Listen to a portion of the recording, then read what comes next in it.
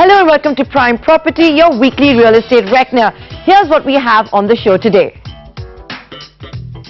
The Noida Expressway going all the way to Agra is a big hotspot for real estate. But is it worth your money? Will it cater to end users or is it a speculator's paradise? On Launchpad, we head to Gandhinagar. Narendra Modi is setting up an international financial city to compete with Singapore and Dubai. And Bangalore-based Nitesh Estates, the firm bringing India's first Ritz-Carlton hotel, unveils its future plans on Prime Property. 77,000 and counting. That's the number of apartments launched at the Noida Expressway since 2004. A Realty hotspot, we've seen prices of certain projects appreciate here by up to 30% in the last 1 year. So, is this a bubble waiting to burst?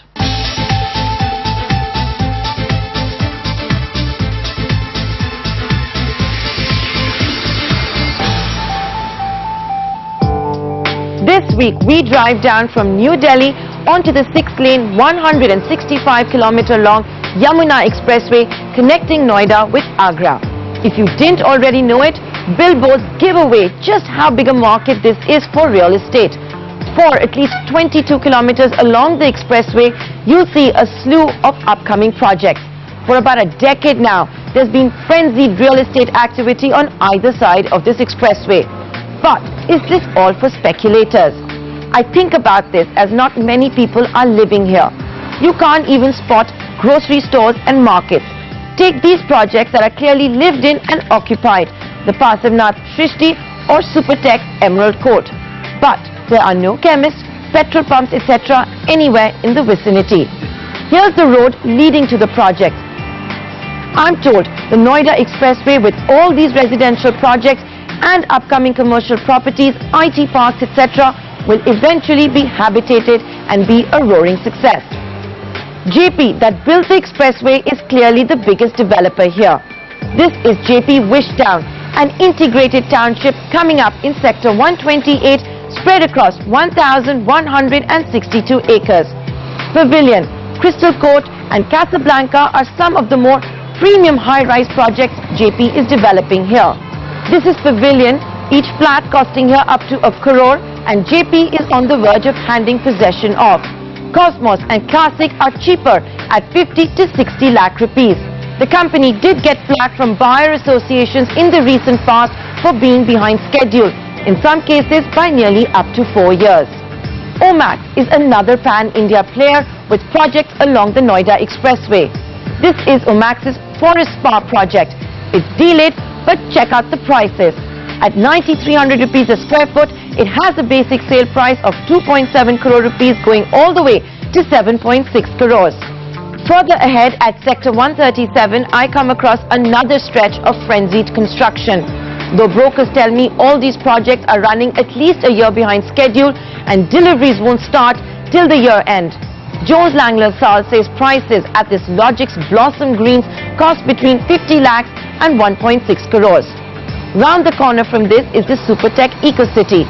A 2 BHK costs 46 lakhs and a 4 BHK 1.2 crores. There's also another local player, Paras, developing the Paras Tierra here, selling from 70 lakh rupees to 1.53 crores. Paramount Floraville has a basic price tag of 61 lakhs to 1 crore rupees. And investors, end users, real estate developers are all hoping this commercial development of Ansal will complement prices and demand. Here's something else we observed in our recce of the Noida Expressway. These are big projects coming up, but maybe barring JP's, the quality of construction is not that impressive. Let's say with what you might spot in Delhi's other suburb, Gurgaon.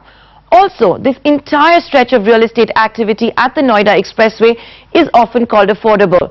So while you can get a flat starting at 40 lakh rupees, most apartment sizes tend to be on the smallish size, with sizes varying from less than 1,000 square feet to around 2,200 square feet for a 4 BHK. Here's how prices have moved at the Noida Expressway in the recent years. So as you can see, prices had fallen but are now back to their peak levels. And these are a few projects zeroed in on by Jones Lang LaSalle.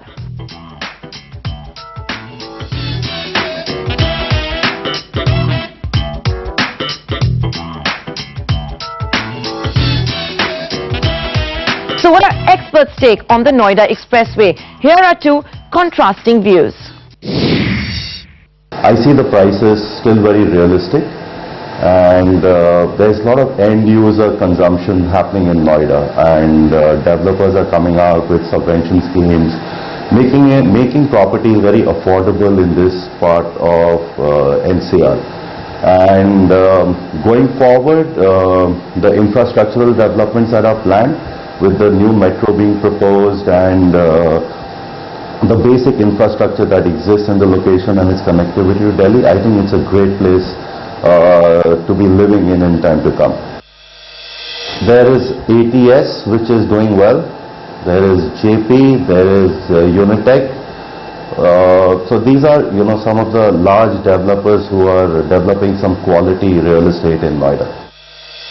Today's prices are virtually double than what it used to be in 2009. So altogether, if you look at the whole of Noida, have seen a price surging at the project level at a CAGR growth of 25 to 30%. So you look at in that aspects, I see there's a major issues related to the sales, because my today's offtake rate has come down because prices have surged so much, and the way amount of inventory which is hanging up, it's really clearly indicating that at today's price and today's sales velocity, it may take 3 years or 3.5 years to really consume.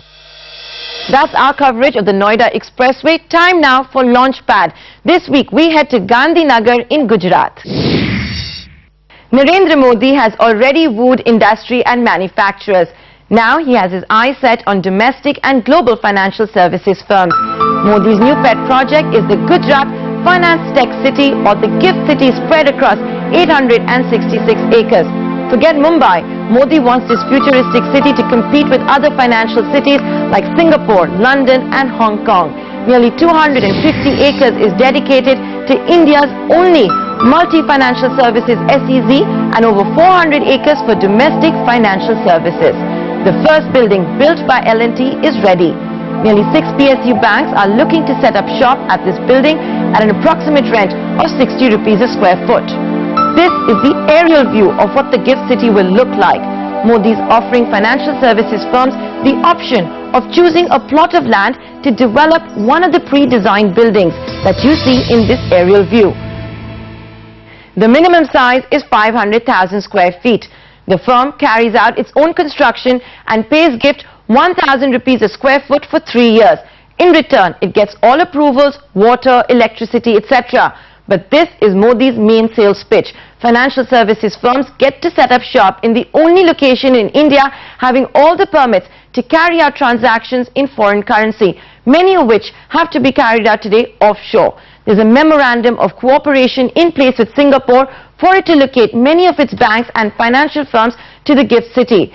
This is being planned as an integrated city. So out of a total planned construction of 62 million square feet, nearly 22% has been reserved for residential development and 11% for schools, hospitals, etc. Now all of this sounds great, but investors will have to take a long call.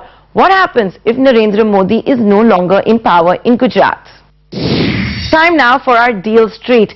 Reports suggest GMR may sell a 5-star hotel at the Hyderabad International Airport for 300 to 350 crore rupees. This hotel is managed by the Accor Group. Tata Communications is looking to pare losses by selling properties in Delhi, Mumbai and Chennai. The company hopes to raise 2,500 crore rupees from that exercise. Tata Communications has over 1 acre of prime property in each of these cities. PTI reports over 1,000 IAS officials have failed to meet the deadline of submitting property returns. Wave Infratech, the realty company started by the deceased liquor baron Ponti Chadda, has decided to invest 500 crore rupees in affordable housing. It will sell houses in Ghaziabad for 14 to 18 lakh rupees. Time for a break, but when we return, we touch base with Nitesh Estates, the company redefining luxury housing in Bangalore and bringing the first Ritz-Carlton hotel to India. Founder Nitesh Shetty will join us on Prime Property. Stay tuned.